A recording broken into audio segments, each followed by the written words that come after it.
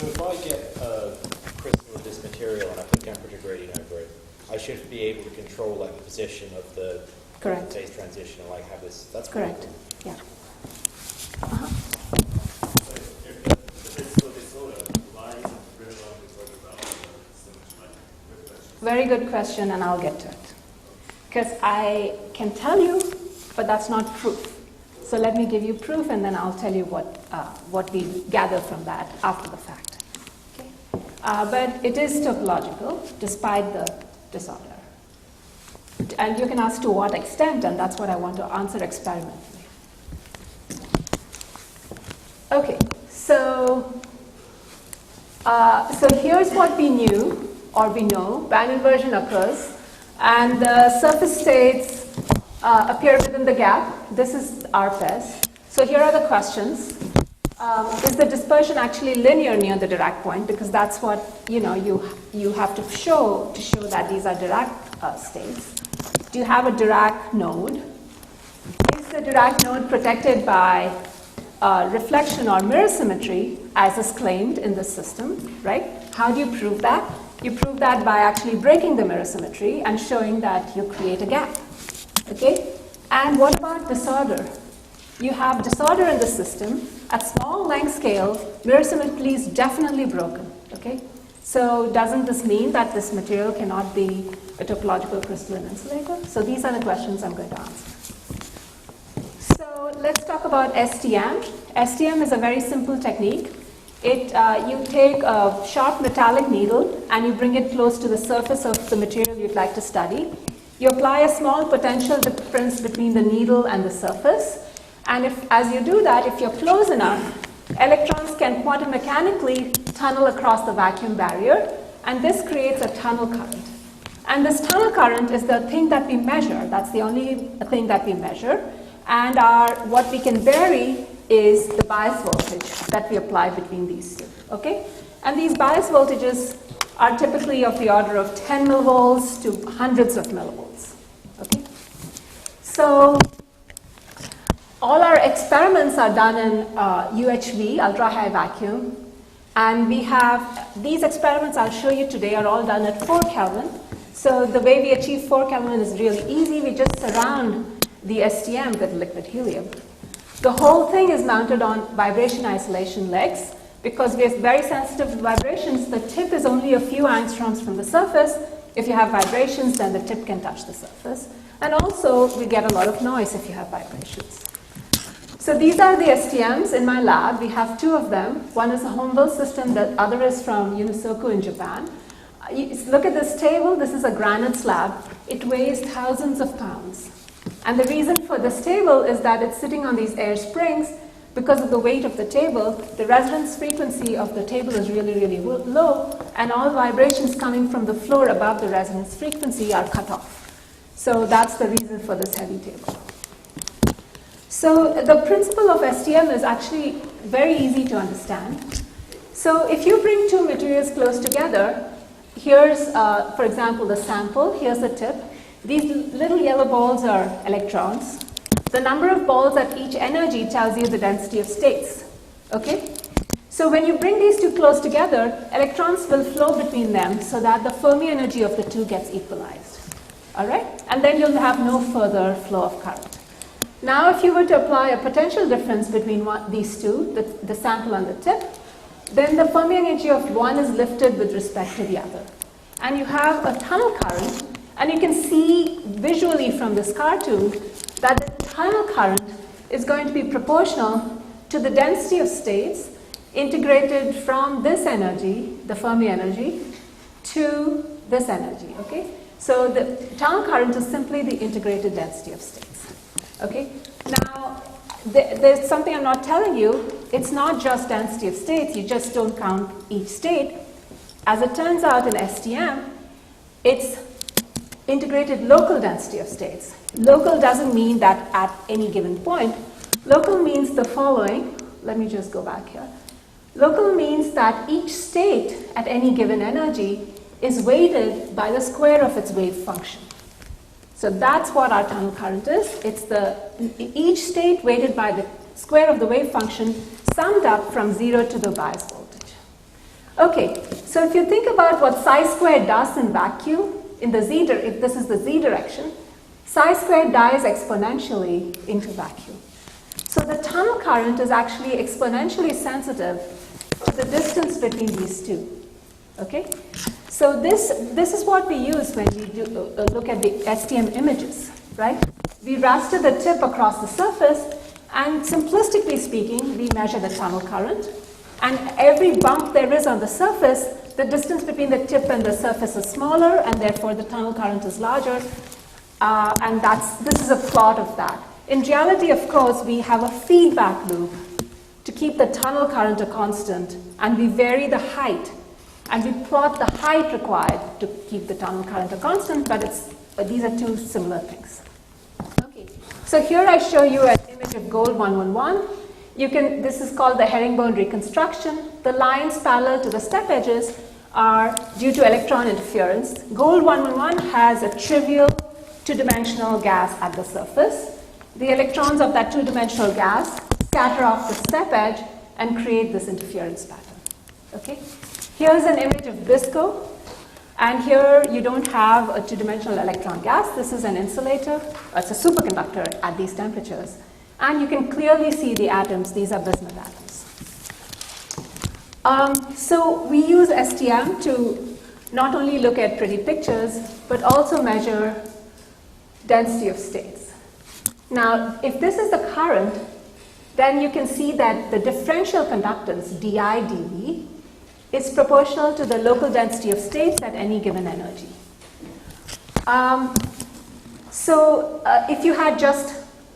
If you had a bunch of states, and for a second just bear with me, they all have the same wave function, then this would be your di dV.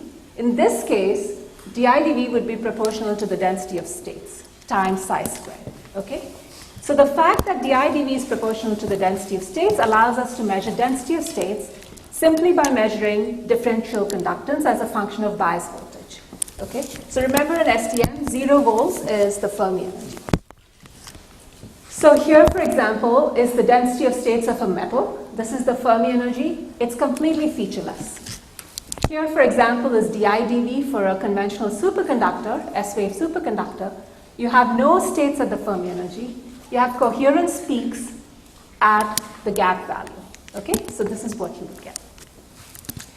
So now I'm going to use spectroscopy, STM spectroscopy, in a magnetic field to get information about topological crystalline insulators. I showed you this before. This is the crystal structure of lead tin selenide. You can make pretty big crystals. If you look at the 100 surface, and by the way we prepare these crystals is just by cleaving. We just break the crystal apart, and as it turns out, the surface that's exposed is the 100 surface of the material. If you look at the 100 surface, it looks like this. You have an alternating arrangement of lead or tin. This might be lead or tin, and then selenium. Okay? So it's a square lattice. And here's what the STM image looks like. If you actually look at the distance between the atoms at these bias voltages, you find that you're actually able to see only one subset of atoms. This happens very often in STM. You don't always see all the atoms. Okay? So at these low bias voltages, we see only one subset of atoms. And this will be important for what I'll show you later. When you say it looks like there's some disorder on this, or can we Here? guess it's like, yeah, can we guess that it's the lead or the tin? We think it's the selenium lattice. When you look at high energies, we find that it's extremely disordered, much more than this. And so we think that at high energies, when we see all the atoms, we're seeing lead, tin, and selenium. And if we count the number of bright spots that show up at high energies, they're consistent with the selenium composition, and they're also consistent with the position with respect to this lattice. So we think that at low biases, we're seeing selenium. Yes? Sorry, say that again? Rumpling. Here?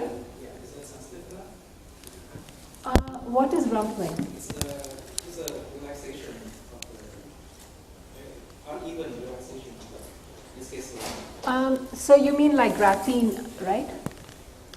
Graphene relaxes because it's a thin layer. Sometimes surfaces can relax and create long-range oscillations. That's what you mean by rumpling. In this material, we haven't seen such long-range oscillations, although I don't know if we've taken big enough scans to see them. In the material that I'll show you, talk about on Thursday, it's bismuth telluride. There we see it all the time. We see the rumpling that you're talking about all the time. Yes? What's the actual color, like the different Here, some are blue or some are white? there's some contrast, right? So that there is some electronic inhomogeneity in the system. You know, it's possible that this cluster has more, you can't see the tin atoms, but it's possible that this cluster is close to a larger number of tin atoms. We haven't tried to correlate the intensity with the topography, but there's a little bit of inhomogeneity. Yeah. But I don't see any impurities. No, because you're seeing, yeah, correct. You're seeing only one sublattice. And when I show you images of both sublattices, you'll see the thing that you're calling impurities. Yeah. There aren't too many selenium vacancies in this system, that's true. Okay. Here's what the DIDV looks like. Now, DIDV, remember, is density of states. Now, this sort of looks like a superconducting density of states, except the Fermi energies, here's the Fermi energy. This is below the Fermi energy. I don't know why it's flipped. Okay. In any case, this is the Fermi energy. Interestingly, the density of states is almost linear, and it goes down to a very low value here. And then you have these two peaks that are quite symmetric about the minimum in the density of states. Okay, so you can ask, what is all this stuff? Well, if you look at this band structure in momentum space, and you take a cut along two high symmetry directions, let's take a cut along gamma x or gamma y. This is gamma x. Then you would get the Dirac cone, right? Get the Dirac cone. Now let's take a cut in this perpendicular direction. There's a gap, and then you get this sort of density of states here and here. Okay. So if you look at this, the density of states in along these two directions, you can say, aha, maybe I can relate the minimum in the density of states to the Dirac point, and these two peaks to these Van Hove singularities created by this curvature. Okay? So I'll show you when we do Landau level spectroscopy that actually this is borne out by what we see. When did I start and how much time do I have? You have till 3:15. Oh, really? Okay, I better hurry up. Okay, so what we do for Landau level spectroscopy is we turn on a magnetic field perpendicular to the surface. And as you all know, when you turn on a field, electrons fall into these closed orbits called Landau levels. Now, these Landau levels are formed at particular energies. And so you have a state, a bunch of states here, no states, and then states here, no states. And those states are, these are discrete levels. And each of the Landau levels can be labeled by its index, and the indices take on integer values. Okay? So, what do we expect? Let's just ask that. This is a very semi-classical kind of way of describing Landau levels. I'll show you in 2 minutes what the Hamiltonian looks like. So you can think of Landau levels, they're closed orbits, so they have to satisfy, this condition that the area must equal this quantity, where gamma is a constant defined in this fashion. Okay, this is just the Berry space that you know and love, right? So if you look at the Landau level energies, the Landau level area defined by this, for conventional state, this quantity on the right is 0. Okay, so gamma is just equal to 2. That means pi k squared, the area, must equal this quantity here, the gamma being 2. Now, energy goes as k squared for conventional electrons. So just using that, I can get a function for the lambda level energy as a function of these quantities on the right. Okay? It's as simple as that. Now, for Dirac states, gamma is actually, this thing is actually half. So it cancels out with this half, so gamma is actually 0. Okay? And now you get a dispersion. The Dirac dispersion is linear in K. So just combining this with this, you see that the lambda levels in a Dirac system should look like this. Now these are completely different formulae. So here you can see the lambda levels are they vary linearly with n, which means that the interval between the lambda levels is uniform. For a Dirac system, it goes as square root of n. So the interval between the lambda levels should go as the square root. So these are completely different. Moreover, for n equals 0, in a Dirac system, you still have one lambda level whose energy doesn't vary with magnetic field. Notice that all other energies change with magnetic field. Whereas for a conventional system, all the lambda level energies should change with magnetic field. Okay, so this is very distinct differences between the lambda levels for conventional systems and Dirac systems. So this is just a cartoon of the same thing that I told you earlier. For Dirac systems, you expect a spectrum to look like this. The difference in energy should keep decreasing as you go up in n, and here it should be uniformly spaced. Okay? All right. Now that's just a hand-waving, semi-classical picture of lambda levels. You can actually do a calculation of these lambda level energies. You can start off with a model Hamiltonian for Dirac systems. Notice one thing, this model Hamiltonian has a term linear in K, but you can also have a quadratic term. There's nothing to prevent you from having a quadratic term. And you can turn on a magnetic field and write down what the Hamiltonian looks like. This is the usual Zeeman term that you expect to see for electrons in a magnetic field. And now you can solve for the lambda level energies, and you might say this looks completely different from what I showed you before, except notice a couple of things. This term comes from the quadratic term. If that's really small, you can set everything that goes with C to 0. So let's set this to 0, this to 0. Okay? Also, this term, the Zeeman term, if you have normal G factors of 2, then if you do a calculation to ask what that value is, this is also very small. Okay? It's only a couple of milli-electron volts. So if you don't have a large G factor, this is also 0. So then if you set this to 0 and this to 0, you get back what I showed you earlier. Okay? Any questions? Okay. So now let's go back to looking at lambda level scenarios. I showed you that for a linearly dispersing band, you expect one lambda level right at the Dirac point, which doesn't change with field. And for a parabolic band, you expect all of these lambda levels equally spaced, but their energies should all change with magnetic field. Now, what about if you had massive Dirac fermions? Interestingly, in the massive case, what you expect is also one non-dispersing lambda level. The point is that now this non-dispersing lambda level either lies at the top of this band or at the bottom of this band, right? So it's not symmetric with respect to these other lambda levels. All right? So you can actually tell the difference between this case and this case quite easily. In one case it's symmetric and the other case it's not. Yes? Non-dispersing means that it doesn't change with magnetic field.